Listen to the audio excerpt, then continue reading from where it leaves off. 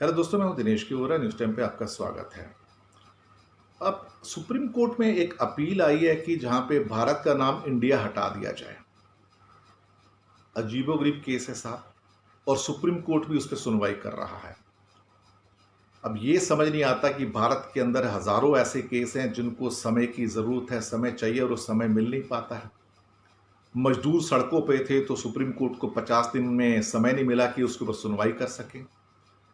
और एक ऐसा इशू जिसका आज ज़रूरत ही नहीं है, और मुझे समझ में नहीं आता कि जो इसमें याचिका करता है उसका इसमें उद्देश्य क्या है।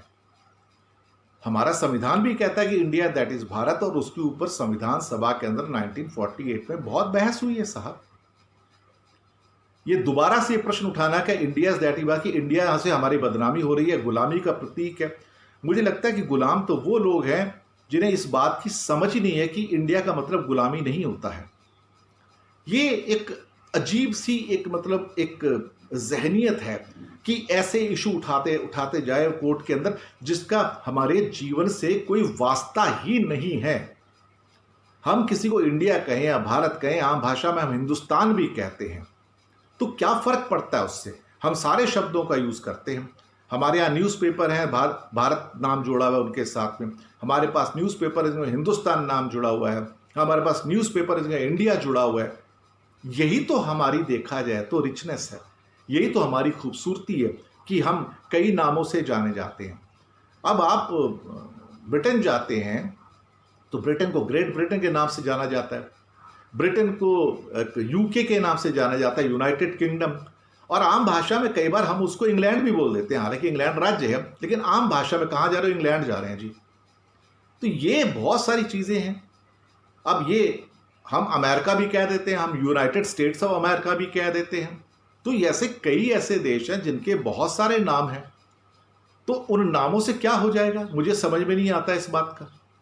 अगर एक देश के दो नाम हैं और अगर आप फ्रांस में जाते हो तो वहां पे इंडिया नहीं कहा जाता, वो आइंदे कहा जाता है, IND लिखते हैं वो लोग। तो ये एक अजीब सी दास्तान आ गई है यहाँ पे कि जहाँ पे दावा किया जा रहा है कि इससे हमारा देश गुलामी का प्रतीक है। इंडिया बोलते तो हम अपने आप को गुलाम महसूस करते हैं।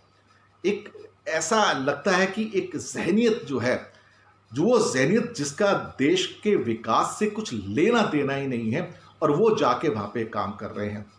ऊपर से हैरानी इस बात की कि इस ट्रिवियल इशू को, बिल्कुल बेकार से इशू को, उसको सुप्रीम कोर्ट ने समय दिया।